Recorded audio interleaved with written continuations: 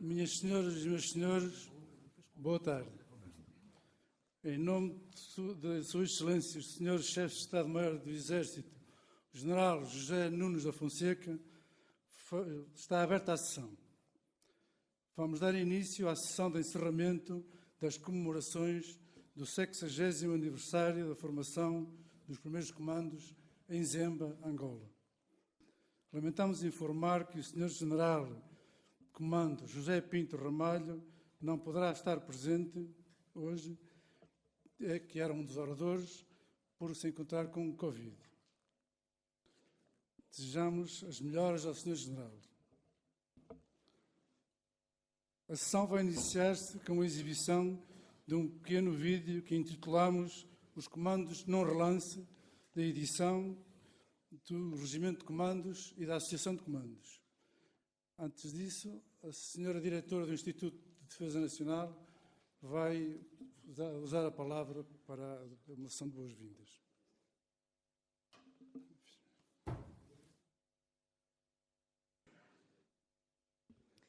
Muito boa tarde, excelentíssimo Sr. Chefe de Estado-Maior do Exército, e na sua pessoa cumprimento todos os presentes nesta sala. Sr. General Ramalhianos, é com muita honra que o Instituto da Defesa Nacional recebe este grupo de distintos comandos, pessoas que serviram e têm servido o país com honra, e é para nós um privilégio poder acolhê-los e o Instituto da Defesa Nacional ser, por essa via, parte desta celebração do 60º aniversário. É sempre com muita comoção que celebramos esta data e também as vidas e o que todas as pessoas que estão nesta sala têm dedicado ao país e às Forças Armadas. Muito obrigada.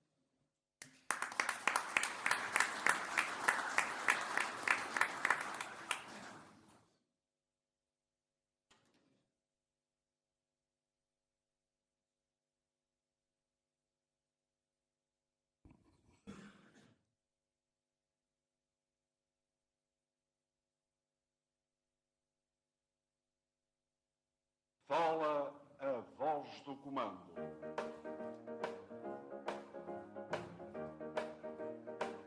Donne-moi ma chance, donne-moi ma chance encore.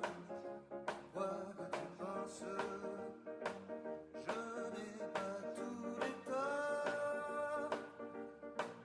Ne me dis pas que c'est trop tard, que tu n'as plus pour moi un seul regard.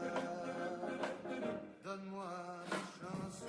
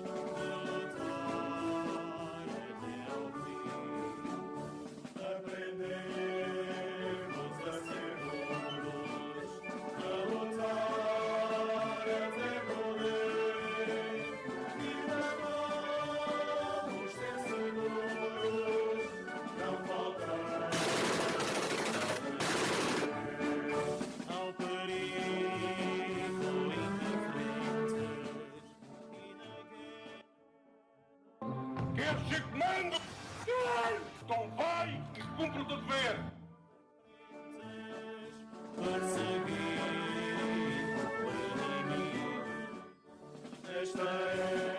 Caíram no campo da honra, no cumprimento do dever, pela pátria e pelos comandos oficiais. Sargentos, praças,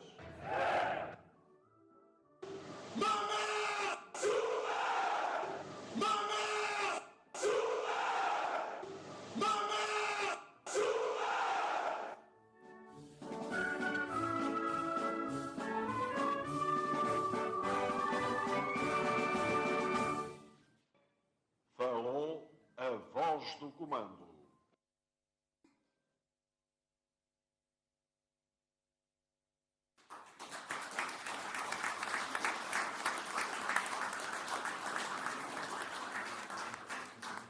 Vai usar a palavra o Presidente da Direção Nacional da Associação de Comandos, Dr. José Lobo do Amaral.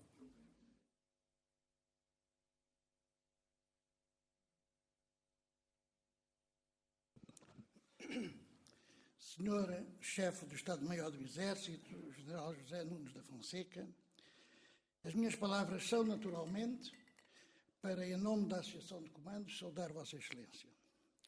Ter connosco hoje o Chefe do Exército nesta cerimónia que encerra as comemorações do 60º aniversário da formação dos primeiros comandos em Zemba, que decorreu ao longo de 2022, é motivo de júbilo e constitui, para nós, o reconhecimento da forma exemplar como as tropas comandos cumpriram ontem e hoje as missões que lhe foram confiadas e também da ação da Associação de Comandos vem desenvolvendo ao longo dos seus 48 anos de existência.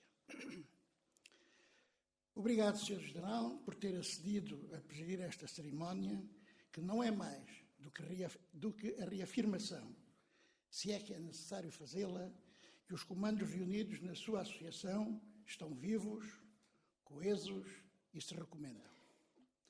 E permita-me, Sr. General, que me prevaleça da oportunidade para apresentar-lhe as nossas felicitações, desejar a Vossa Excelência os maiores êxitos no desempenho da mais alta chefia militar em que brevemente vai ser investido.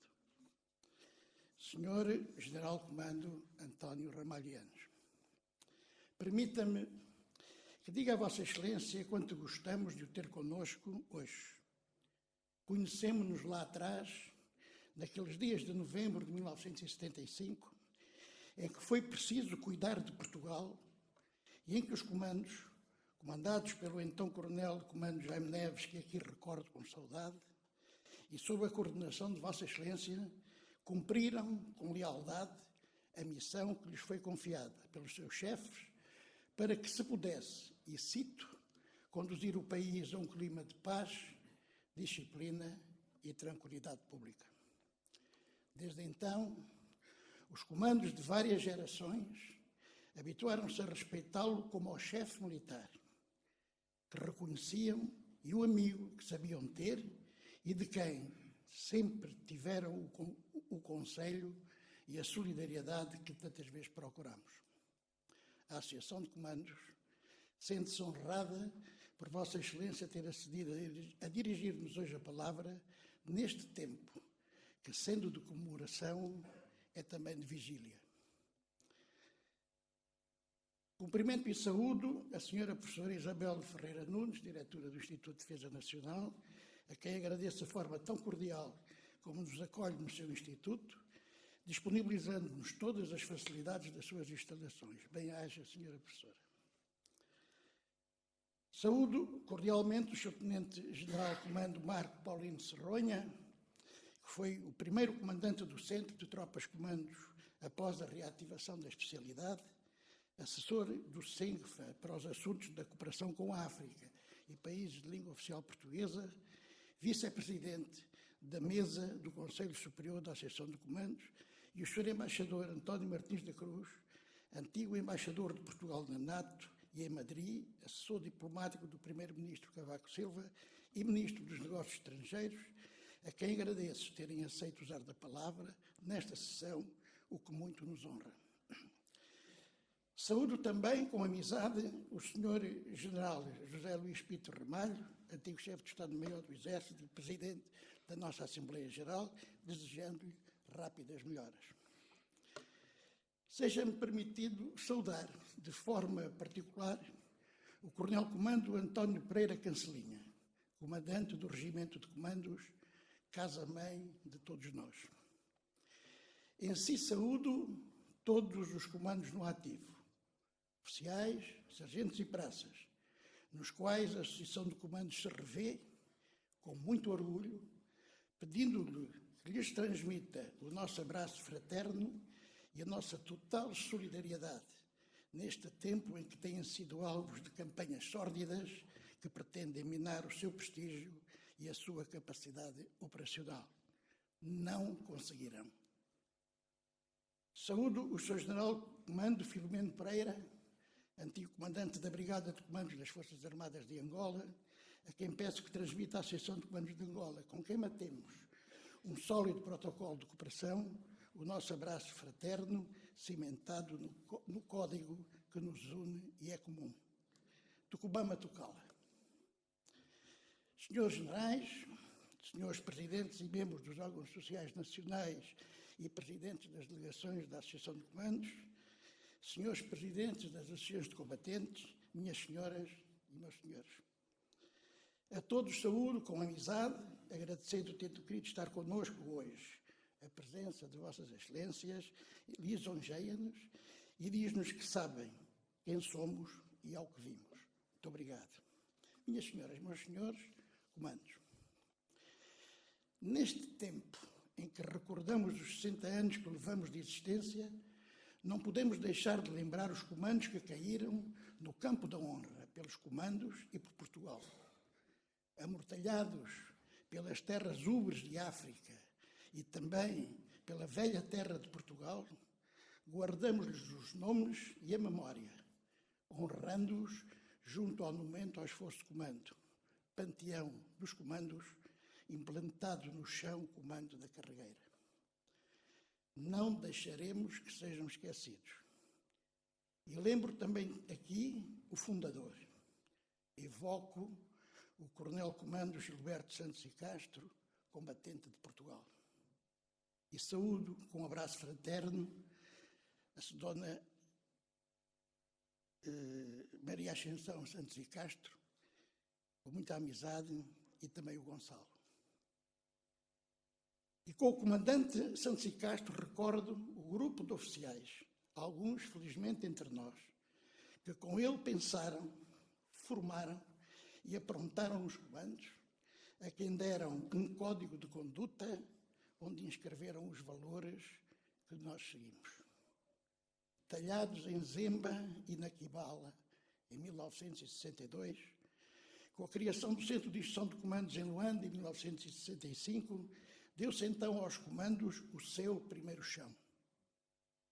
Amparados na competência, disciplina, numa forma de treino inovadora e com sentido do serviço da nação, criava-se então uma tropa que tinha no espírito de corpo, no código de comando e na forma diferente de atuar, uma razão de ser e um futuro.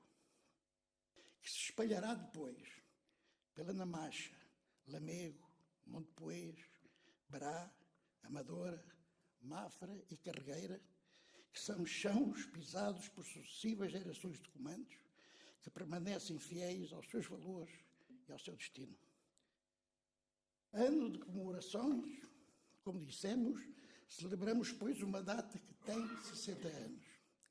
Mas celebrar uma data não pode ser, um simples ritual que leva as pessoas e as instituições a ficar em boa consciência, ressalvando remorsos ou, muito simplesmente, resguardando piedosas intenções que não comprometem nem deixam qualquer marca. Celebrar uma data é mais do que isso. É assumir um compromisso, afirmar uma finalidade, declamar a honra que se tem de essa data fazer parte do nosso próprio ser, estar dentro de nós e dar sentido à nossa própria vida. É por isso que os comandos, obedecendo a um compromisso patriótico, guardam e celebram as datas que fizeram grande a nação, a que pertencem e as que são marcas fundamentais da sua história de comandos, que nunca deixam de ser. E neste 60º aniversário de Zemba que nos junta, é tempo ideal para reafirmar, como sempre, o nosso compromisso com Portugal. Trazemos connosco o tempo todo em que se fez Portugal. Por isso, se o reino foi feito por soldados, como nos disse Mouzinho, Portugal será também obra de comandos. Não foi a história que nos fez. Não é que fizemos, nós é que fizemos a história. E por Portugal continuaremos a fazê-la. Por isso, Mamassuma. Muito obrigado.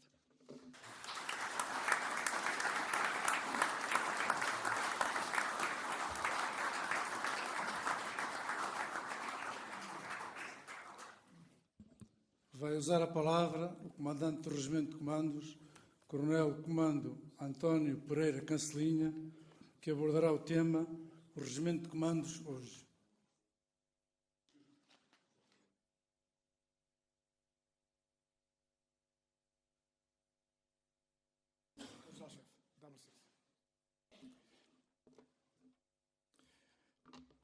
Sr. General José Nunes da Fonseca, meu General-Chefe, Sr. General Comando António Ramalhianos, Excelência,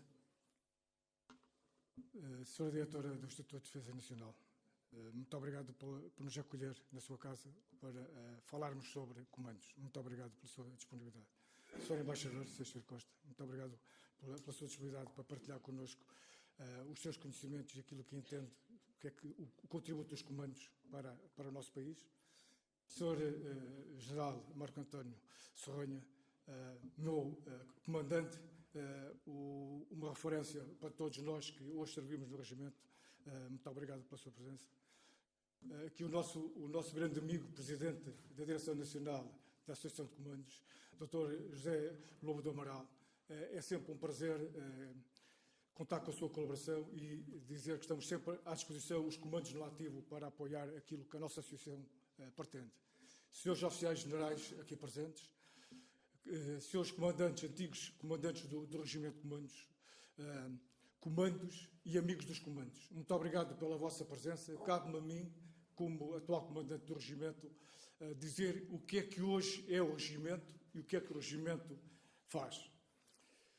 A agenda que me proponho é apresentar o que é hoje o conceito de comandos, o conceito por qual nos regemos, qual é que é a missão do nosso regimento, qual é que é a sua organização e ser também aqui algumas considerações finais. Os comandos são forças ligeiras, especialmente selecionadas, organizadas, treinadas e equipadas para participar em operações, nomeadamente aquelas de natureza ofensiva. Temos como princípios de atuação a surpresa, a velocidade, a violência e a precisão do ataque. É por este conceito que os comandos hoje se regem. A nossa missão é aprontar um batalhão de comandos e ministrar cursos e estágios na área formativa comandos. A nossa preocupação é a formação de comandos. É aquilo que mais nos dedicamos, é transformar militares em comandos. O que nós pretendemos é participar em operações, sempre dispostos a participar em operações. Depois, temos aqui o representante do nosso país irmão Angola, que os comandos em Angola não são assessores, são família. Muito obrigado pela forma como somos acolhidos na sua terra, que também para nós é a nossa terra. Muito obrigado. O regimento de comandos está organizado em 3 componentes. Se temos uma, que é aquela que dá a maior imagem sobre o nosso trabalho, que é a nossa componente operacional, é aquela que transporta a nossa imagem para todo o nosso Exército, Forças Armadas e todo o nosso país, e também nas organizações onde participamos no cumprimento de missões. Temos aqui um outro elemento, que é a componente de formação, essencial para que haja componente operacional. Se não tivermos formação, não conseguimos constituir unidades para cumprir missões. Este é o nosso foco, este é a nossa grande preocupação, é aquilo que mais exige no cumprimento da missão do nosso regimento. É claro que nada disto é possível se não tivermos aqui uma componente de apoio, fruto dos dias cada vez mais reduzida, mas a Serra da Carregueira, por vezes, parece que estamos em Fátima, porque acontecem milagres com pouca gente, muito trabalho, somos capazes de realizar. O Regimento de Comandos, na sua área, na sua componente de formação, tem aqui dupla responsabilidade. Primeiro, recebemos jovens vindos do mundo civil e transformamos-los ao fim de 2 semanas em militares. E depois, no segundo passo, temos a árdua missão de transformar soldados em verdadeiros guerreiros para cumprir missões como comandos, que é o nosso curso de comandos. Verificamos, fruto da nossa experiência e do nosso conhecimento, que necessitávamos de dar mais competências aos nossos militares, então desenvolvemos o curso de instrutor de tiro de combate, o curso de treinador especial e também o curso de instrutor militar de Krav Maga no âmbito da luta corpo a corpo. Depois também apoiamos no treino de elementos nacionais sacados e forças nacionais sacadas. O nosso curso de comandos é semelhante àquele que iniciou em 1962. Claro que, fruto da evolução dos tempos, houve necessidade de ajustamentos, houve necessidade de melhorar alguns aspectos e adaptar algumas técnicas, táticas e procedimentos. Continua a ser um curso de combate. Ele assenta em 3 pilares, um deles que é a capacidade física, que é aquele que o nosso instruendo nos mostra que pode vir a ser um dos nossos, pode vir a ser um comando. Depois, vamos transmitir competência técnica através da técnica de combate, do tiro de combate, dos tapadores, das transmissões e outras áreas complementares para lhe dar a formação necessária para o cumprimento de missões como comando. E este pilar representa o saber. Não menos importante, temos o pilar da robustez psicológica, que é um programa que corre ao longo de todo o curso e que é aquele em que o nosso militar vai dizer que quer ser comando, vai dizer que aquilo que lhe foi ensinado lhe permite cumprir todas as missões que lhe forem dadas como comando.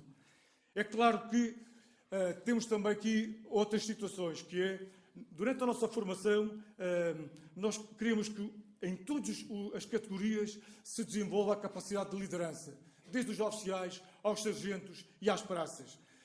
Um dos nossos desígnios é confirmar e transmitir a verificação da capacidade de liderança dos nossos militares.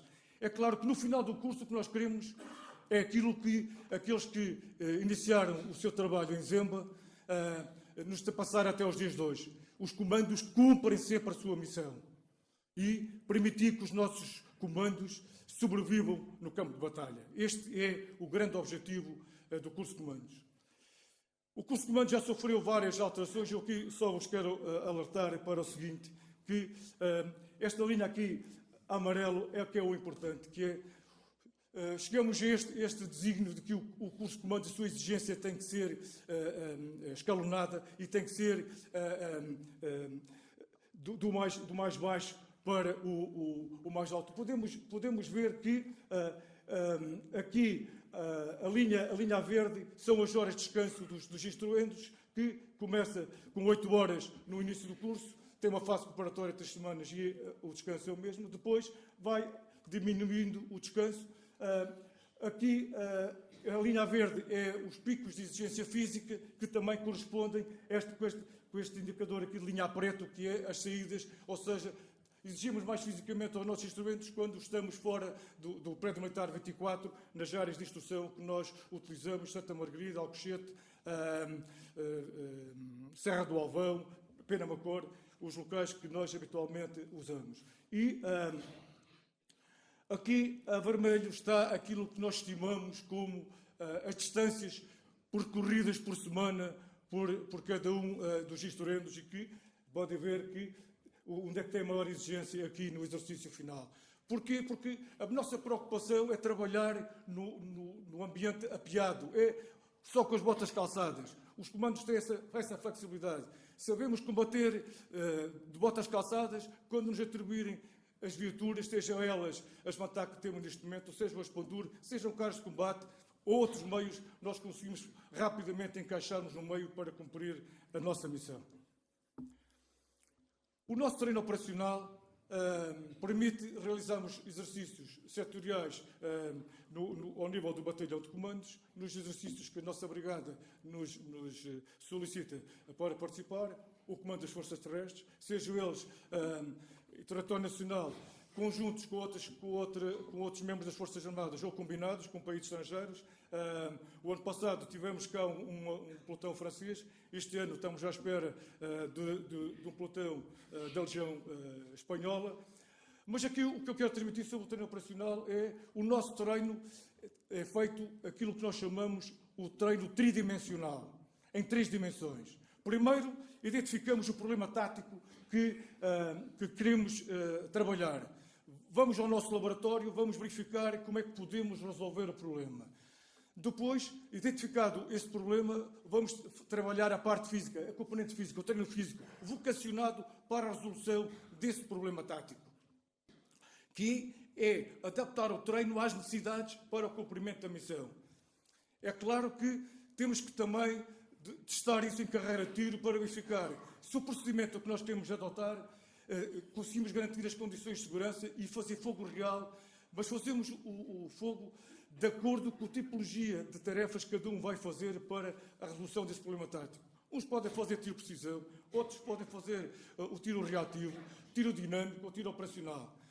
Porque para nós, comandos, só há tiro de combate. Para comandos só há tiro de combate. E que vai desde o tiro de precisão até ao tiro operacional. Há quem confunda tiro de combate com condicionamento psicofísico para a realização de tiro. Isso é para quem confunde. Para nós, não temos dúvidas, o tiro de combate é todo o tipo de tiro que permita cumprir uma missão. Por isso, o foco da nossa unidade é a formação e aparatamento de forças.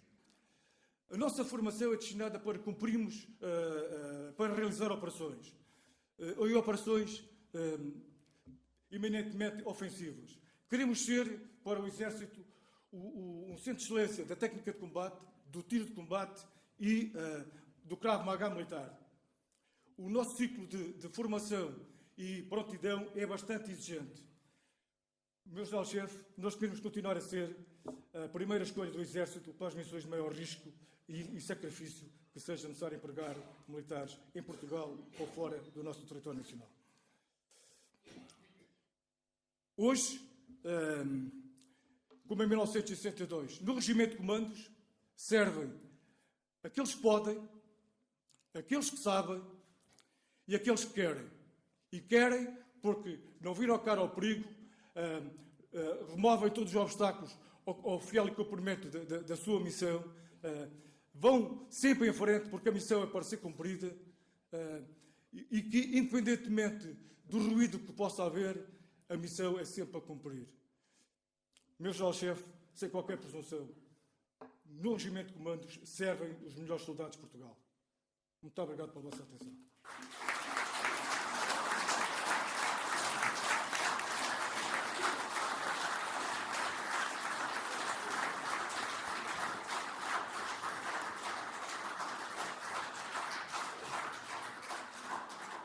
Vai usar a palavra o Sr. Embaixador António Martins da Cruz, que abordará o tema Forças Armadas e Diplomacia, o caso dos comandos.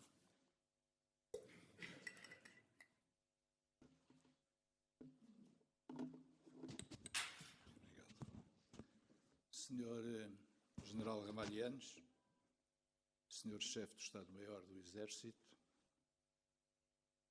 Senhora Presidente, Senhora Diretora do Instituto de Defesa Nacional, para lhe dizer, sobretudo, que é sempre um gosto estar aqui no seu Instituto, no nosso Instituto, Senhor Tenente-General Marcos Serronha, Sr. Coronel Pereira Cancelinha,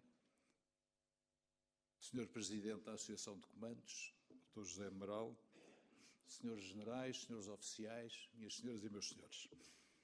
Eu queria agradecer, em primeiro lugar, ao Presidente da Associação de Comandos, o meu amigo José Amaral, o facto e o convite de estar aqui hoje para falar sobre defesa e política externa e sublinhar o prazer em associar-me à celebração do aniversário da formação dos primeiros comandos e poder contribuir para a relação entre a política externa e as Forças Armadas, entre a diplomacia e a defesa. E o papel dos comandos nesse diálogo e, sobretudo, nas ações externas que as Forças Armadas portuguesas levam a cabo pelo mundo fora.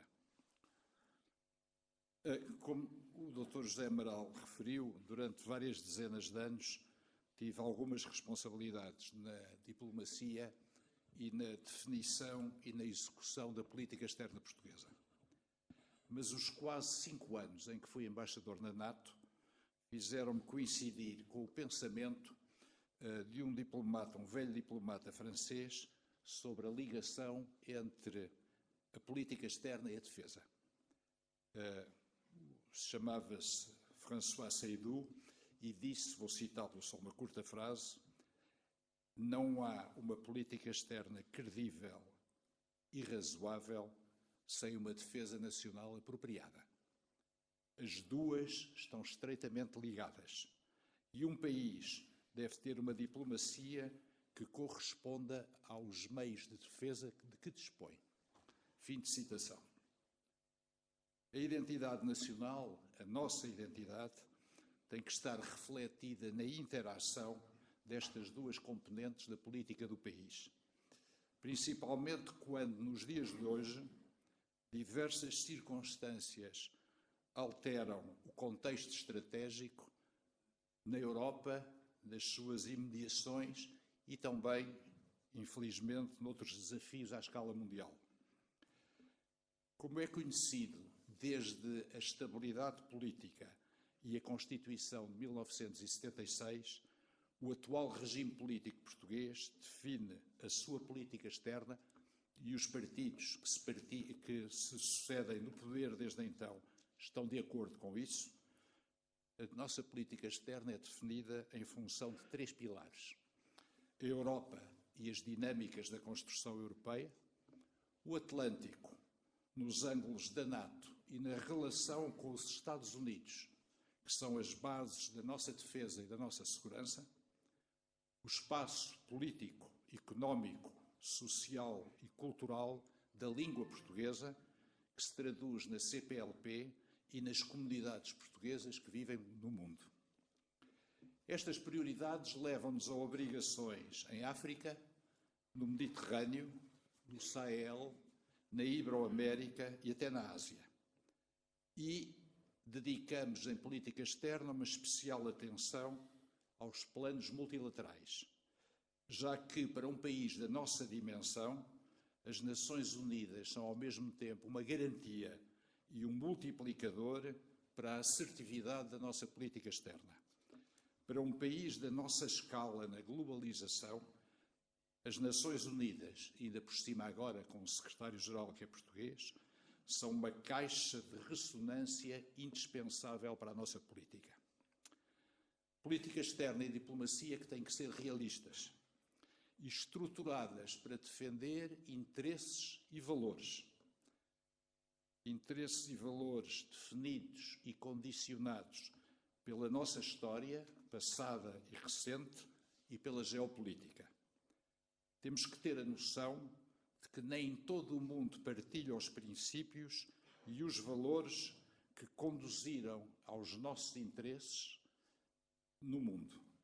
Como ouvi uma vez dizer a um diplomata de um país do Sul, o mundo não quer ser todo uma União Europeia global.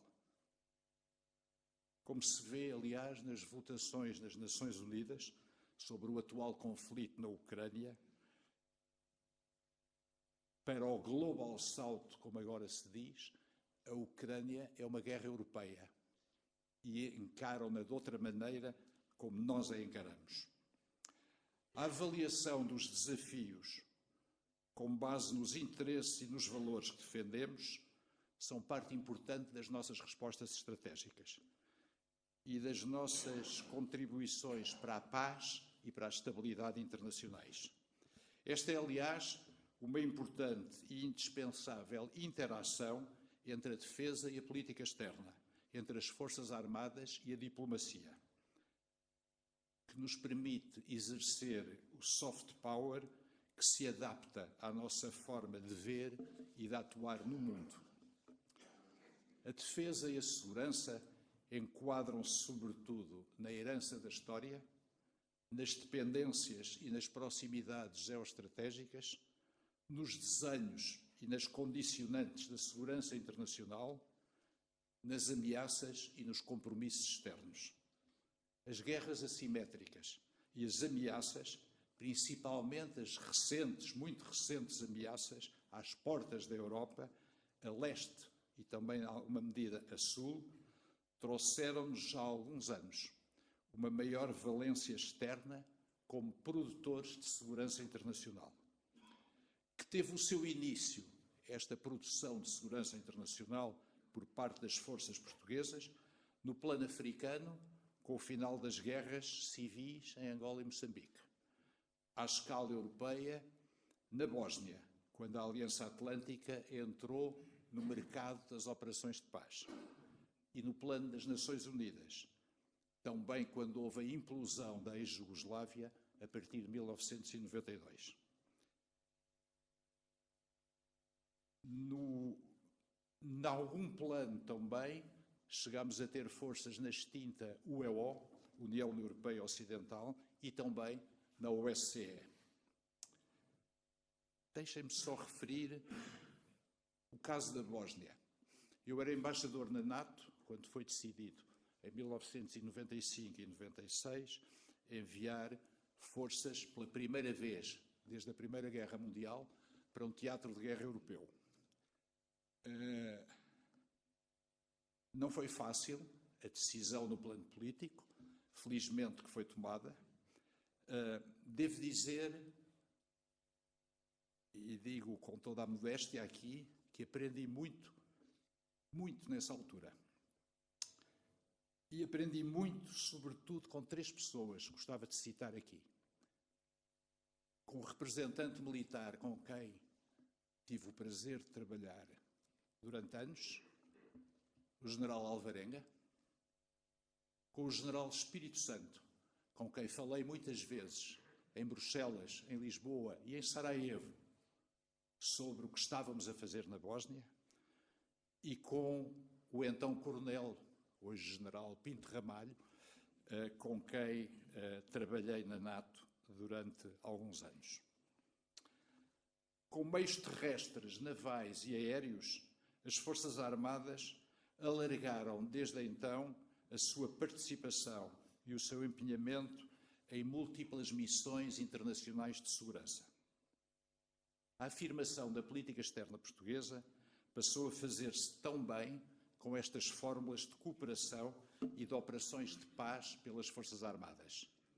A estabilidade internacional é o fruto de demonstrações de poder e de dissuasão, de ações humanitárias, de cooperação e de formação de forças de outros Estados. Além de Portugal aumentar a sua capacidade a influenciar dinâmicas políticas, estamos ainda a acrescentar outras dimensões à nossa política externa. Por isso é essencial o investimento. Eu já não falo do investimento na diplomacia portuguesa. Aqui ao lado chega o 0,4% do orçamento do Estado que é dedicado ao Ministério dos Negócios Estrangeiros. Mas temos todo o interesse em alcançar, assim que possível, e o empenho que o atual Governo tem demonstrado é importante, temos todo o interesse em alcançar, assim que possível, os 2% do PIB em despesas com a nossa defesa. Porque só assim é que podemos responder a estes desafios internacionais que se nos colocam com toda a acuidade, sobretudo nos dias de hoje. Estas fórmulas de segurança internacional, também chamadas de diplomacia preventiva, são um compromisso com as políticas de paz e segurança, que vão criar novas sinergias entre a defesa e a política externa, entre a diplomacia e estas forças portuguesas que providenciam a segurança internacional, como pela prevenção das crises, a estabilidade e a promoção da paz. Hoje em África, no leste europeu, no Mediterrâneo e no Atlântico. Com a NATO, com as Nações Unidas, com a União Europeia e em múltiplas formas de cooperação bilateral. Esta pluralidade de objetivos e de bandeiras traz igualmente novas valências e novas dimensões à defesa e à própria política externa. E contribui para a modernização das Forças Armadas, acrescentando credibilidade a Portugal no exterior. A guerra na Ucrânia pode vir, provavelmente, a exigir novos esforços à nossa diplomacia e às nossas Forças Armadas. Durante o conflito, como já estamos presentes em países circundantes da NATO, da Aliança Atlântica, ou na fase posterior, que ainda não antevemos nem no tempo, nem no desenho, nem na amplitude. País europeu e atlântico, a revalorização da NATO é positiva para nós. Um dia seremos, porventura, confrontados com a compatibilidade entre a autonomia estratégica prevista em algumas políticas europeias e os compromissos atlânticos que temos em termos de segurança e de defesa. Enfim, eu creio que esse não é um tema para tratar aqui hoje, mas temos que estar conscientes que, terminado o conflito na Ucrânia, a bolha de Bruxelas vai recolocar a questão e vai exigir, da nossa parte, reflexão e resposta conjunta entre a defesa e a política externa portuguesa. Não estamos aqui para prever o futuro. Aliás, objetos não identificados parece que andam nos céus dos Estados Unidos, do Canadá e noutros céus, ainda não apareceram aqui na calçada das necessidades. Nas operações de manutenção de paz, de prevenção e de formação de forças de outros países, o Regimento de Comandos tem vindo, nos últimos 20 anos pelo menos, a desempenhar um papel que podemos considerar relevante. Desde Timor, em 2013 e 2004, depois no Afeganistão, no Iraque, na República Centro-Africana, as forças de comando têm vindo a cumprir as missões que lhes foram atribuídas em operações internacionais de segurança num contexto particularmente difícil. Também em Moçambique e desde 1994 em Angola, no âmbito da cooperação portuguesa com aqueles países da CPLP na área da defesa, os comandos têm sido incontornáveis na formação de forças especiais similares naqueles Estados. Esta cooperação com Angola, que o Sr. Coronel várias vezes referiu, e o Dr. José Amaral também, que se estende às próprias associações de comandos dos dois países, e temos connosco o Presidente da Associação Angolana, abrangem a preservação dos laços históricos entre duas forças, além dos diferentes apoios noutras áreas humanitárias e sociais. Os comandos são, assim, uma força especial que, com outras forças terrestres, têm contribuído positiva e decisivamente para a afirmação da política externa e da presença das Forças Armadas portuguesas na segurança internacional e na cooperação com os nossos países irmãos. A presença dos comandos nestas forças, nestas operações internacionais, realça, por um lado, o compromisso e, por outro lado, a vontade política portuguesa em apostar não apenas na solidificação da paz e da segurança, mas também a ambição em apoiar processos de transição política e assistência nos países onde estão presentes. E, nestes casos, em revitalizar a cooperação e as capacidades das forças locais envolvidas. Todos estes contributos são importantes. E eu devo dizer, tenho por vezes alguma pena que a diplomacia não acompanhe este esforço das Forças Armadas. Porquê? Porque a quadrícula da presença da diplomacia portuguesa nem sempre coincide nos locais onde as Forças Armadas portuguesas e os comandos estão a exercer a sua missão de garantia de paz. A nossa presença diplomática em África tende a concentrar-se nos países de língua portuguesa, nos países vizinhos ou nos países que influenciam decisivamente antigos países onde se fala o português, como é o caso da Nigéria em relação a São Tomé. Penso que haveria alguma vantagem numa maior presença diplomática, como outros países da União Europeia têm, na região do Sahel, para dar continuidade à ação que as nossas Forças Armadas exercem nesses teatros. A ação dos comandos, já que estamos aqui a celebrar o aniversário dos comandos, tem também repercussões na opinião pública portuguesa, como, aliás, a presença das Forças Armadas no exterior. Pelo carisma e tradição que simbolizam, a presença dos comandos naqueles teatros de operação transporta valores positivos para a generalidade dos portugueses. E numa época de digitalização e de plataformas digitais que veiculam informação, a aura dos comandos pode acrescentar notas positivas a estas operações de segurança e de formação em países difíceis. Mas em alguns que são Estados a que estamos particularmente ligados. Esta focalização, em termos de opinião pública, é inestimável para passar a mensagem da utilidade, ainda que seja nos chamados círculos concentrados da opinião pública, deste tipo de intervenções, que associam defesa e diplomacia e são veículos que são sempre vencedores e têm que ser vencedores para a defesa dos nossos interesses, dos nossos valores e da nossa história. A opinião pública é hoje cada vez mais importante para as decisões políticas. A imprensa, em geral, e os meios de comunicação social gostam de acentuar aquilo que é negativo.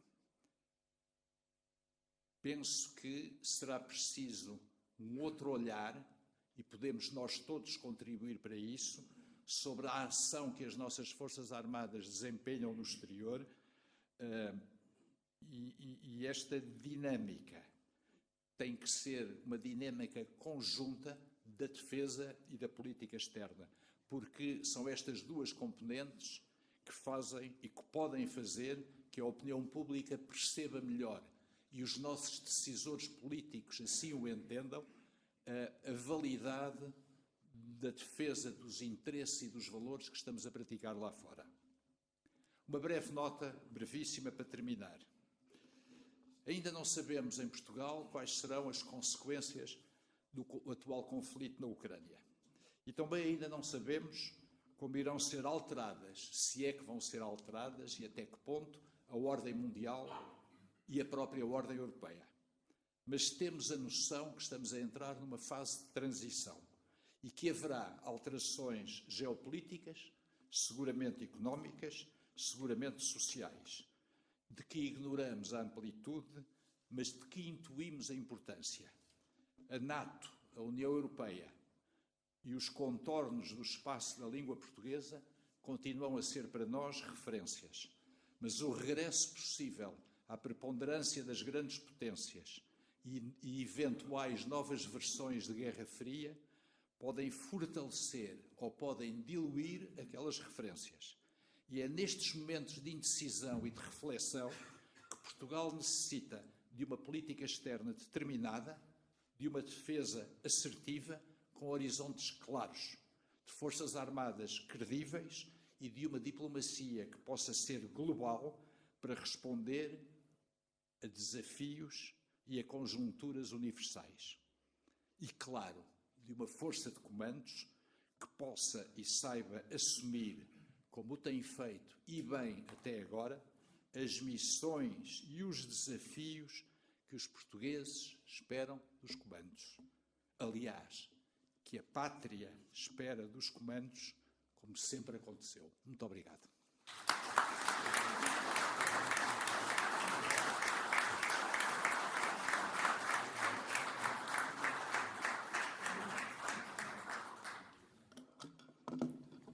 Vai usar a palavra o Sr. Tenente-General de Comando, Marco António Serronha, que abordará o tema Ser Comando, um desafio permanente e a afirmação de um imperativo ético, o Código de Comando.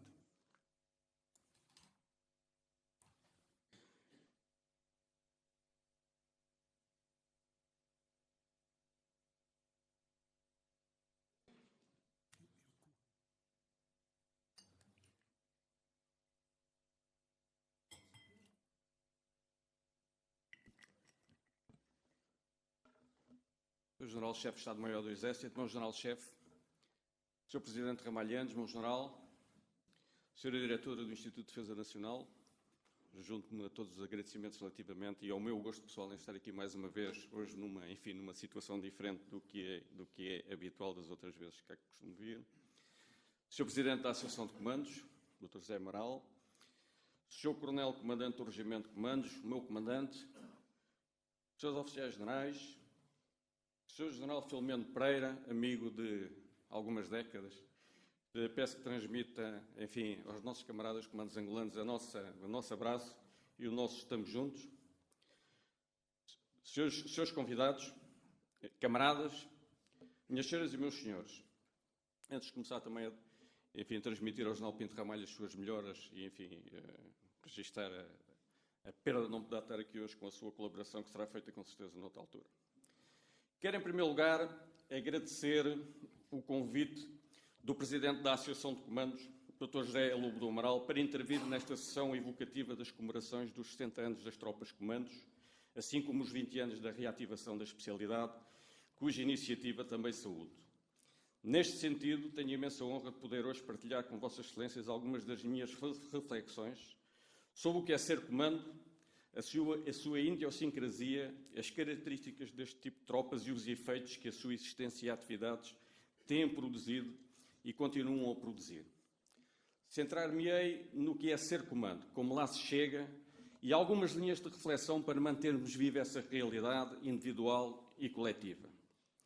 E começo por citar Ortega y Gasset, na sua magistral frase expressa no livro das Meditações do Quixote, e que passo a citar: eu sou eu e a minha circunstância, e se não a salvo a ela, não me salvo a mim. Fim de citação. Considerada por muitos uma das maiores síntese filosóficas do século XX e que utilizarei como paradigma de referência para a análise do eu comando, como se constrói, como se mantém e quais os seus desafios, e sobre o qual elaborarei nos próximos minutos, obviamente de forma sintética. Ser comando é uma imagem de marca identitária que agrupa seres humanos, num ethos comum. Nesta abordagem, podemos colocar algumas perguntas que nos ajudam a refletir sobre como chegamos a essa realidade. Esta realidade tem uma história, com um ponto de partida, e um trajeto de história e memória que não é de todo indissociável do ser comando hoje. As duas primeiras perguntas que se me colocam são: o que define um militar comando português e como o obtemos? Mas podemos sequenciar de imediato outras questões. Que trajeto tem de seguir para ter essa marca identitária? Como se mantém?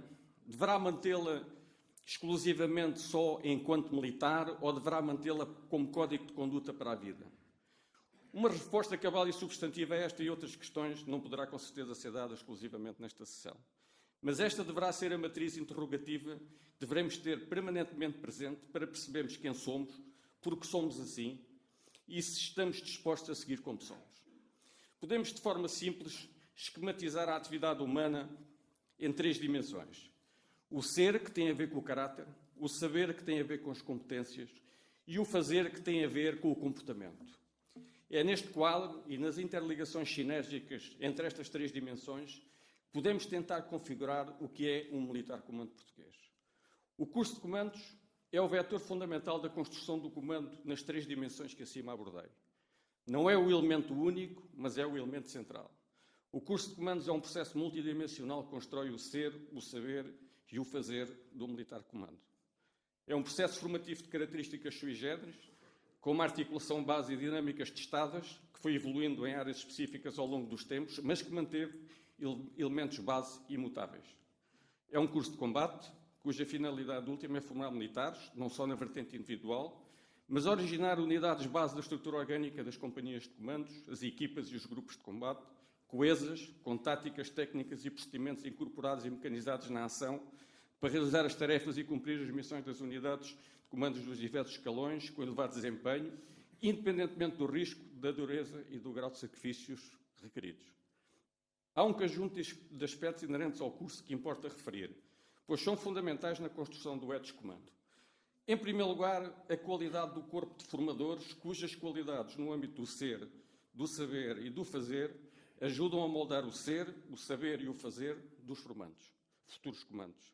A imagem do instrutor, pelo tipo de curso que o curso de comandos é, molda muito os comportamentos futuros dos militares que finalizam o curso. É uma realidade que não exige elaboração adicional sobre a matéria e deve ser, em minha opinião, uma das preocupações permanentes da liderança do Regimento de Comandos. Outro aspecto é a configuração do curso, em fase individual de equipe e de grupo, terminando com o exercício final, designado exercício operacional de fim de curso. Este é talvez o único curso que é frequentado em simultâneo por oficiais, sargentos e praças que, embora com currículos diferenciados, experienciam as mesmas dificuldades, sendo os graduados sujeitos à formação e consequente avaliação em funções de liderança das equipas e, no caso dos oficiais, dos grupos de combate. Registra-se ainda que o curso de comandos utiliza desde sempre métodos sociométricos para a constituição das equipas através de testes de afinidades interpessoais e, caso único que eu conheça, utiliza também este mesmo método para a escolha pelos futuros subordinados dos sargentos-chefes de equipa e dos oficiais comandantes de grupo que integrarão as companhias de comandos no futuro. E existem nítidas vantagens na utilização destes métodos para a geração de pequenas unidades coesas com confiança nos seus comandantes e chefes. Estes testes sociométricos foram essencialmente detalhados para o período que foi o do serviço militar obrigatório, em que cada curso gerava uma ou várias companhias de comandos, com a introdução do sistema de voluntariado e de contrato. A formação incide mais na finalidade do recompletamento, mas a prática destas metodologias deve ser continuada, e é continuada, para não se perder e para ser aplicada sempre que se justifique a constituição de equipas ou grupos de combate operacionais. E, por fim, como curso de combate que é, devem as condições de formação serem o mais perto do ambiente real das operações, mitigando os fatores de risco inerentes à necessária salvaguarda da integridade física dos formandos. Importa aqui referir que o risco é uma percepção, pelo indivíduo, de uma ameaça à sua vida ou à integridade física. Percepção esta que pode ser simulada para criar a necessidade de robustez psicológica, induzindo o risco simulado que é completa ou parcialmente inerte. A existência de um modelo de estado de ação psicológica contínuo e adaptado às diversas fases do curso contribui também para o atingir dos objetivos de formação do militar comando, robustecendo e testando em situações novas a que não está habituado. É também no curso de comandos que o instrumento é iniciado no ritual de um conjunto de práticas de rotina diária, mas de elevado impacto formativo, como a leitura do Código de Comando, as revistas diárias na formatura da manhã e o hastear diário da bandeira nacional, símbolo da pátria.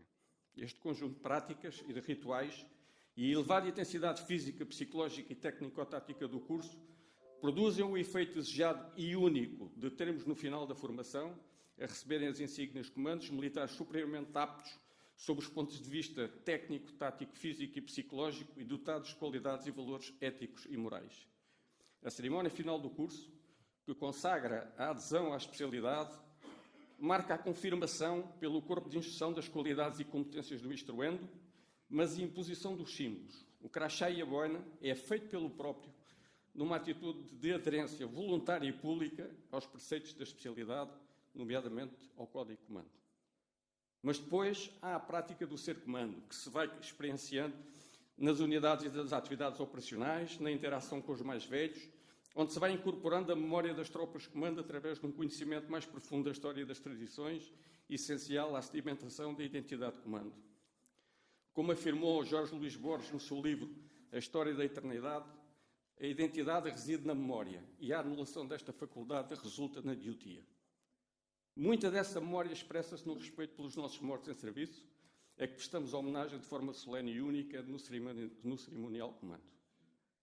Ser comando é também uma disponibilidade permanente para servir Portugal, mesmo após a saída do serviço militar ativo, pois a incorporação do etos comando no etos do homem é para a vida. Foi assim em 1975, quando largas dezenas de ex-militares comandos, já na disponibilidade, apresentaram-se no regimento de comandos, largando empregos e famílias, quando convocados para integrarem 2 companhias de comandos, que participaram de forma decisiva nas operações militares de 25 e 26 de novembro.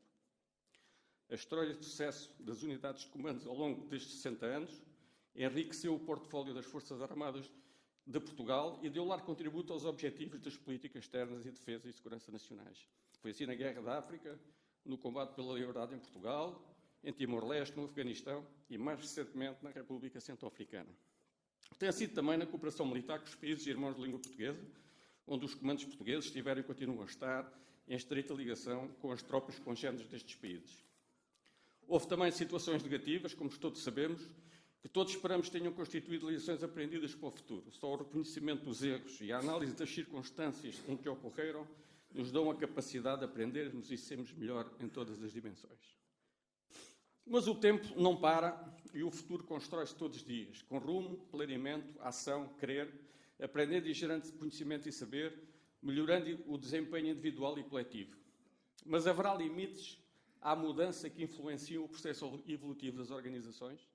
As comunidades humanas e as organizações têm finalidades e identidade própria, porque é isso que as distingue e que, de um modo geral, querem preservar. Mas têm de se adaptar às exigências do ambiente externo, num diálogo permanente e equilibrado entre preservação e evolução, se não definham e morrem. Socorro-me de 2 conceitos para melhor percepcionar esta evolução contínua, necessária, como sabemos, mas que não nos destrua a identidade que queremos preservar.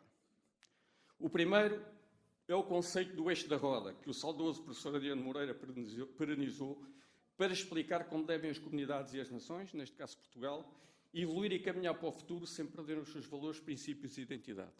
O eixo da roda é isso mesmo. São os princípios e os valores básicos que nos distinguem, perenes e que não mudam. O eixo da roda não mexe, mantém-se direito e segura, firme, o movimento da roda que faz o seu caminho, vencendo a atrição e os sobressaltos com a velocidade que a vida exige. No nosso caso, dos comandos, são os valores e princípios do nosso código, a qualidade da formação tática e técnica, da robustez física e psicológica, que assentam no cerne maciço e férreo do ser militar português. Mas a explicitação prática, comportamental desses princípios e valores basilares que nos permitem ser aquilo que somos e queremos continuar a ser, está sujeita à evolução da técnica, das tecnologias e da interação com outras comunidades humanas, com os novos saberes e outros fatores. E aqui vou socorrer-me de um outro conceito, expresso pelo Papa João Paulo II, referente-se à necessidade de modernização da Igreja Católica e que apelidou de fidelidade criativa. A designação deste conceito é autoexplicativa, mas não é, naturalmente, concepção e execução fáceis. Exige inteligência, ética e moral impolutas, saber e competência para perceber os ambientes externos e internos e, claro, liderança esclarecida. As mudanças são para melhorar o desempenho individual e coletivo, baseadas numa visão clara do futuro que queremos, fundadas nos valores, virtudes e princípios que aprendemos, que aceitamos e que são o suporte da nossa identidade. Mas devem contribuir para o reforço do eixo da roda e não para enfraquecê-lo. As mexidas e mudanças devem ser feitas à luz de uma visão que melhora o produto final no quadro da manutenção da identidade requerida, que não se condescende com alterações aos padrões e valores e princípios que temos e queremos continuar a prosseguir. São grandes os desafios que se colocam às lideranças neste século XXI, mas permite-me abordar 2 que considero relevantes nesta matéria: a ética e a gestão do risco. São desafios que se colocam às organizações nesta sociedade de riscos variados, fruto da mediatização e digitalização das sociedades contemporâneas, muito centradas no indivíduo e pouco no coletivo. No que respeita à ética, o seguimento dos preceitos constantes do Código de Comando, aliados a outros valores de caráter universal da pessoa humana, é fundamental para fomentar e manter um clima ético adequado dentro da comunidade de comando. Este paradigma é extensivo à organização militar, em que os comandos se inseram e deve estar no topo das prioridades das lideranças a todos os níveis. E a avaliação deste clima ético deve ser praticada em permanência, não devendo ser dado por adquirido como bom à partida. Deverá estar permanentemente no radar dos comandantes e chefes, o prescrutar dos fatores de risco e a necessária avaliação do seu impacto no etos comando a todo o tempo, pois ninguém poderá perdoar a poluição dos valores éticos e morais, nomeadamente as práticas incorretas. Não esqueçamos que o Código de Comando é implacável com quem não cumpre escrupulosamente os seus preceitos mais relevantes. E passo a citar: o caráter, a lealdade, a fidelidade, a obediência e a determinação são virtudes inalienáveis do comando. Sejam quais forem os seus dotes de saber, o comando que não os possua ou os despreze deve ser inexoravelmente privado do seu título. Fim de citação. O direito ao uso das insígnias de comando, que reconhece um militar como possuidor da especialidade e membro da comunidade de comando, não é um direito adquirido sem deveres. Estará sempre pendente do cumprimento dos valores e princípios inerentes à condição militar e do Código de Comando, enquanto militar no serviço ativo, e ao Código quando na disponibilidade. No que respeita à gestão do risco, há dois aspectos que temos de estar atentos. Um tem a ver com a seleção dos candidatos ao curso de comandos, seja nos aspectos psicofísicos ou nos aspectos médico-sanitários, com a exigência de padrões adequados à frequência da formação de comando. Outro aspecto tem a ver com os aspectos éticos e morais e a necessidade de uma avaliação prévia sobre percursos de vida que não são compatíveis com os padrões morais do soldado português e que os testes psicotécnicos não consigam despistar. Infelizmente, a redução do universo de voluntários para integrar as Forças Armadas, fruto das condições de atratividade reduzida, que não cabe aqui abordar, mas que é importante não esquecer, levam, por vezes, tendamos a fechar os olhos a este aspecto, de que resultam, por vezes, riscos para a organização, a ação e a imagem dos comandos e das Forças Armadas. Sobre as competências e o desempenho operacional, não devemos estar preocupados, pois a mecânica e conteúdos do curso de comando não facilitam neste desidrato e estão no topo do estado da arte dos instrumentos militares em termos internacionais. E o profissionalismo dos nossos militares comandos, como instrutores ou como combatentes, também nos dão a confiança para o cumprimento das missões mais difíceis e complexas. As máximas sei, quero e posso, que vemos nos painéis da ação psicológica do curso, expressam o etos comando em linha com o ser, o saber e o fazer que anteriormente abordei. Por fim, uma palavra de apreço à Associação de Comandos, pilar da comunidade de comando portuguesa, sede da memória e apoio da retaguarda dos comandos, ombro a ombro com a unidade de comandos desde sempre. Foi o elemento motor do processo de convocação em outubro e novembro de 75, quando foi criada, e foi o motor do processo de decisão da reativação da especialidade em 2001 e 2002, após a extinção do regimento em 1994.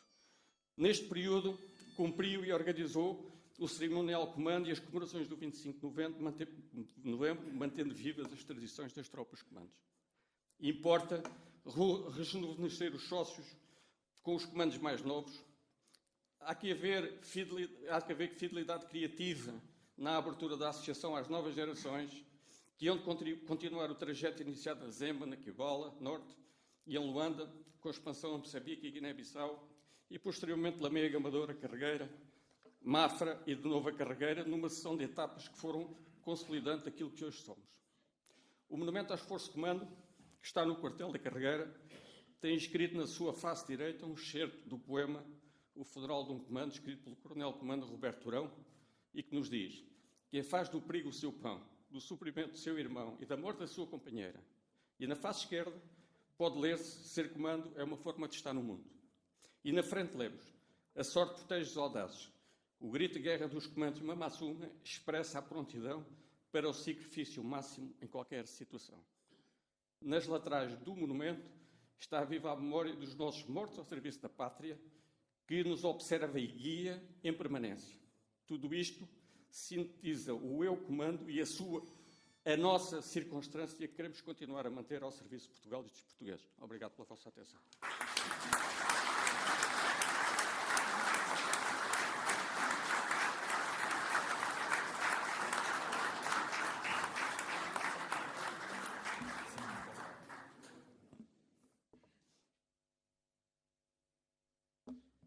E agora convidamos a usar a palavra Sua Excelência, o General Comando António Ramalhianes.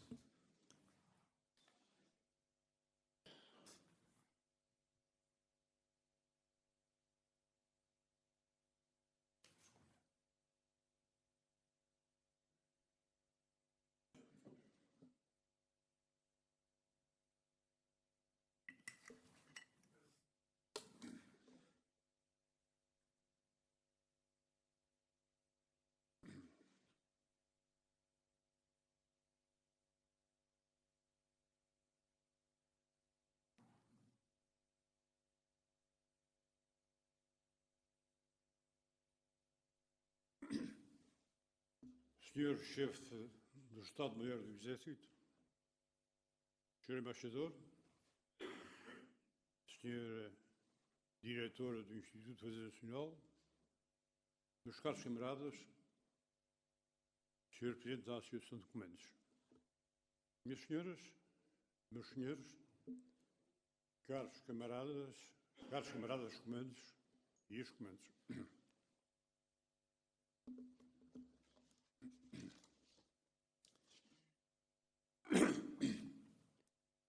Disse o teórico político inglês, John Donne, que, e cito, o passado está um pouco mais iluminado que o futuro. Vemo-lo com mais nitidez. Assim acontece com a guerra, que é, como a história não o demonstra, um dado permanente da condição humana. É sempre tão desejada a paz eterna. É infelizmente um sonho que o tempo desfez. E tem sido assim, e assim para todos os povos e em todos os tempos. A própria neutralidade a que frequentemente Estados têm recorrido para subtrair a guerras anunciadas é um outro sonho que a história desmente. A propósito da neutralidade, são paradigmáticas as palavras do chanceler alemão proferidas em 1914 a propósito da violação da neutralidade belga pelo seu país. Cito: a necessidade não conhece a lei. Olhando com realismo o passado e o presente geopolíticos, obrigados somos a reconhecer como Platão tinha razão quando afirmou, cito: só os mortos viram o fim da guerra. As esperanças de um mundo guardado a paz, depositadas na ONU, mostraram-se, como sabemos, vãs. Manifesta é a sua incapacidade de servir de defensor eficaz da disciplina, da segurança e da justiça internacionais. A ONU não se pode comportar mais eficazmente do que permitem os seus membros mais importantes.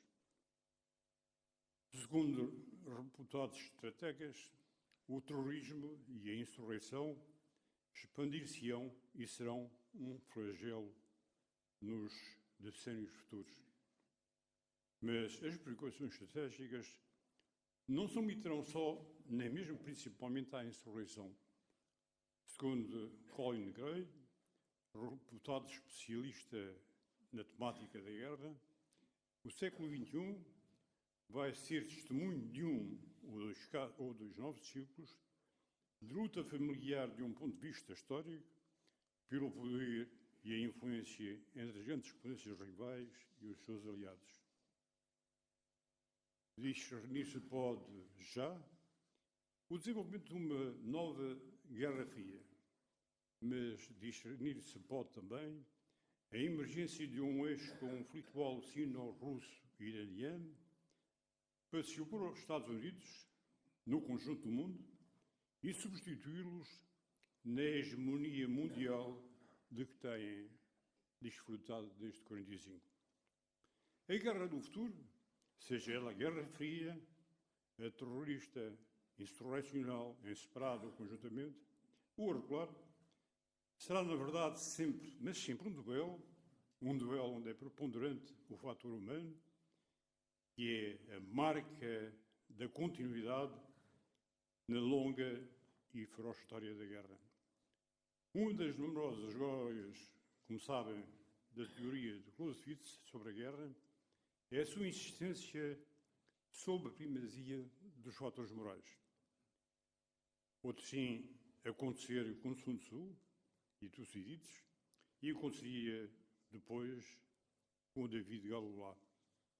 Na verdade, podemos estar certos que, reciprocamente, cada adversário, se for competente, obviamente, não vai permitir ao outro explorar tranquilamente uma vantagem militar, qualquer que seja, de facto, o caráter aparentemente radical desta última. Na inevitável, repito, na inevitável guerra futura, de suma importância serão as unidades terrestres. E nestas estão desde logo as forças especiais, pela seleção rigorosa, instrução de especial rusticidade, treino operacional em condição tão próxima quanto possível do combate. Depois, também, pela unidade e continuidade, enfim, pela história que viveram e vivem, a subcultura que criaram, a fraternidade que os fez comunidade de afetos, de valores e com uma mística mesmo. Disso tudo, prova ineludível deram as tropas comandos. A ação desenvolvida pelos comandos no teatro de operações de Guiné, Angola e Moçambique foi, no geral, de excelência. Excelência pelos resultados operacionais conseguidos na desarticulação do inimigo e também pelo apoio e exemplo que, respectivamente, concederam e constituíram para as restantes tropas. A história militar e ainda a memória dos combatentes guarda registro de mérito e da excelência operacional destas forças, sempre prontas para tudo e em qualquer situação. Não me deterei nesta circunstância para não vos ocupar tempo. Não quero, no entanto, deixar de referir a tão interessante quão esclarecida obra A Descolonização da África Portuguesa de Roddy McQueen, insuspeito, até por ter vivido e trabalhado em Moçambique nos anos subsequentes à independência. Aliás, a excelência militar operacional dos comandos, bem atestada é também pelas muitas condecorações atribuídas, quer pela sua ímpar ação coletiva, quer pelos procedimentos individuais de saber, determinação, abnegação e coragem debaixo de fogo. Significativas e numerosas foram as missões de paz levadas a cabo pelas Forças Armadas Portuguesas, em que participaram os comandos, nos quadros das Nações Unidas, NATO e União Europeia. Significativa foi também a colaboração militar com países africanos de língua oficial portuguesa, de que Timor é emérito e exemplo. O emprego das Forças Armadas nestas missões, em apoio da política externa portuguesa, tem-se revelado importante, como disse o Sr. Embaixador, na defesa do interesse nacional e na projeção de Portugal no mundo. Portugal tornou-se um país produtor e fornecedor de segurança de reconhecida credibilidade. Para esta credibilidade, em muito contribuíram as tropas de comando, como aconteceu, por exemplo, no Afeganistão, em que louvada foi a sua especial capacidade e ainda a disponibilidade operacional sem limitações. Reconhecer-se deve ainda, em meu entender, que a necessidade de uma tropa especial como é dos comandos é fundamental para um país como o nosso, que dispõe de escassos recursos económico-financeiros e de fraca demografia, não poderá dispor de um exército com dimensão e meios para ter peso internacional, quer no quadro da NATO, quer da União Europeia. Uma tropa especial como os comandos pode, no entanto, proporcionar ao país reconhecida credibilidade e utilidade como fornecedor de segurança, mesmo em forças militares de volta, em qualquer conflito clássico ou assimétrico. E a qualidade das tropas portuguesas, dos comandos em particular, tem sido repetidamente confirmada por muitos militares e políticos estrangeiros, e há bem pouco tempo em Lisboa, na entrega do Prémio Universidade de Lisboa, pelo próprio Secretário-Geral das Nações Unidas. Para finalizar, felicito a Associação de Comendos pela iniciativa de realizar esta sessão comemorativa dos 60 anos da Constituição das Tropas de Comando. E, através da Associação, saúdo todos os comandos, estes comandos, os familiares e todos que, merecidamente, os têm apoiado. E, portanto, ainda, através da Associação de Comandos, uma homenagem especial prestar a todos os que tombaram em combate pela pátria, não esquecendo os caídos em 25 de novembro em defesa da democracia portuguesa. E queria, para finalizar, e para não esquecer, enfim, quem fundou os comandos, dirijo uma palavra de muito apreço à doutora Ascensão, que está connosco.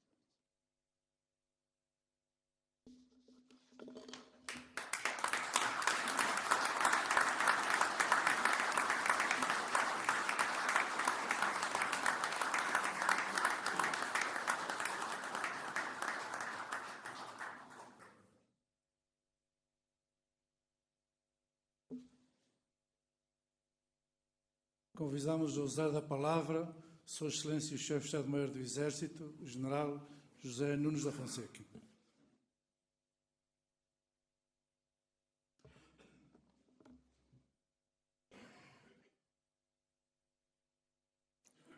Muito boa tarde.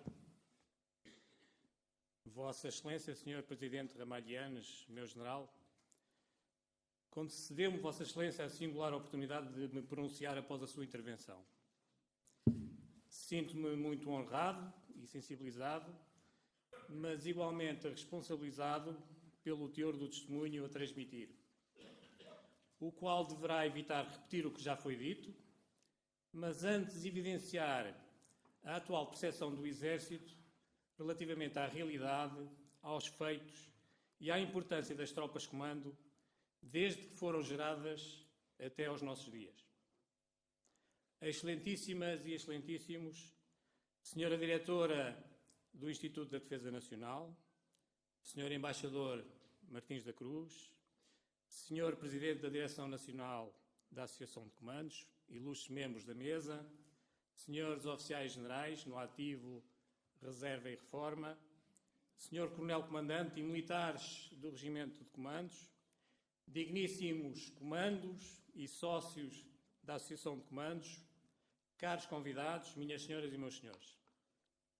A todos cumprimentamos com grande cordialidade, em particular o excelentíssimo Sr. Presidente da Direção Nacional da Associação de Comandos, que promoveu este significativo evento, bem como a excelentíssima Senhora Diretora do Instituto da Defesa Nacional, gentilíssima anfitriã do mesmo. Esta sessão solene marca o encerramento das comemorações do 60º aniversário da formação das primeiras tropas de comando em Zemba, Angola. Fomos lembrados da estrutura formadora, o Centro de Instrução Especial de Contra-Guerrilha e dos grupos que foram gerados. Ficámos cientes do seu enorme êxito em operações, porque se revelaram sabiamente ajustados às exigências do ambiente de contra-guerrilha e de subversão em que operaram. 60 anos são passados. Poderia dizer-se que esse corpo de intrépidos militares teve o seu tempo e ultrapassou largamente a maioridade, cabendo a outros prosseguir. Mas tal não corresponde à realidade. Em primeiro lugar, porque desde a sua gênese, as tropas de comando passaram a ser uma continuada prioridade para a capacitação do Exército. Constituíram, desde logo, uma das suas forças melhor preparadas e aptas a atuar nos mais diversos e exigentes cenários, nomeadamente de acrescido grau de conflitualidade e notória perigosidade. Por isso, no presente, como em Zemba, procura-se que os candidatos a comando conheçam e reconheçam os seus limites, conciliando esforço e fadiga, coragem e medo, sinergia e individualismo, excesso e suficiência, autocontrolo e exasperação. Que fiquem sabedores da importância da resistência física e psicológica, no pleno respeito dos valores ético-morais associados à dignidade pessoal e à preservação da vida. E também com a perfeita consciência de que uma instrução extremamente exigente jamais justifica riscos desnecessários, negligências ou improvisos. Daí que as atividades de formação devam ser planeadas e executadas até ao ínfimo detalhe, de modo a preservar a integridade da pessoa humana e a capacidade de cada soldado prevalecer no campo de batalha. Em segundo lugar, prevalece a mística e perpassa a coesão-comando, assentes no seu valoroso historial de combatentes pela pátria. No regimento de comandos, sente-se a presença dos comandos criados em Zemba e na Kibala e continuados no Centro de Instrução de Comandos em Angola, dos comandos de Montepuez em Moçambique e de Bra na Guiné, dos comandos de Lamego, da Amadora, de Mafra e todos os que operaram e combateram nos teatros de operações africanos, do Afeganistão, de Timor-Leste e no presente da República Centro-Africana. Acrescem os reconhecidos desempenhos de instrutores de comando no âmbito da cooperação técnico-militar nos países africanos lusófonos, com evidência para Angola. Sempre inegavelmente reconhecidos como corajosos, focados, coesos e extremamente proficientes, a nível interno e externo, não apenas pelos nossos parceiros e aliados, mas igualmente pelos combatentes com que se confrontaram. Em terceiro lugar, porque o Exército tem investido significativamente na sua capacidade de forças ligeiras, nomeadamente no Batalhão de Comandos. Trata-se de uma força operacionalmente ímpar, que se pauta por excepcional especialização, elevada prontidão e inegável flexibilidade de emprego nos mais diversificados ambientes operacionais. O reequipamento para as forças de comando abrangeu recentemente o armamento ligeiro, nas suas diversas valências, as viaturas táticas ligeiras blindadas, o equipamento individual, o fardamento de campanha e os meios aéreos não tripulados. Estes meios, recentemente colocados à prova em contexto real, têm assegurado o necessário poder de fogo, a adequada mobilidade e a justa proteção às nossas tropas, com evidentes boas repercussões na preservação do potencial da força e na maximização da respectiva capacidade operacional. Por último, o culto da boa memória e das tradições.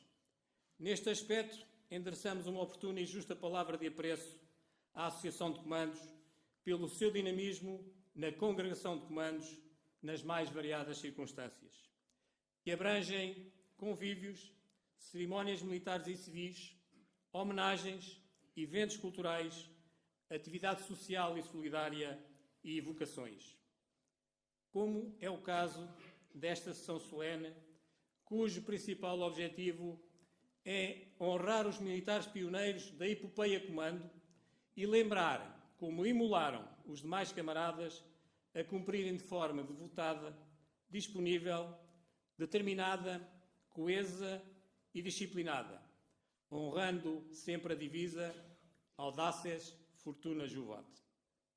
O Exército revê-se e orgulha-se das suas forças de comando, sabendo que persistirão incessantemente na tarefa de bem cumprir em nome de Portugal.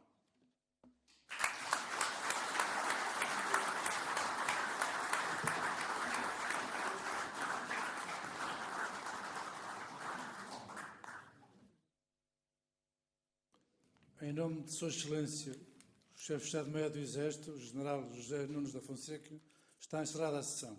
Muito obrigado a todos.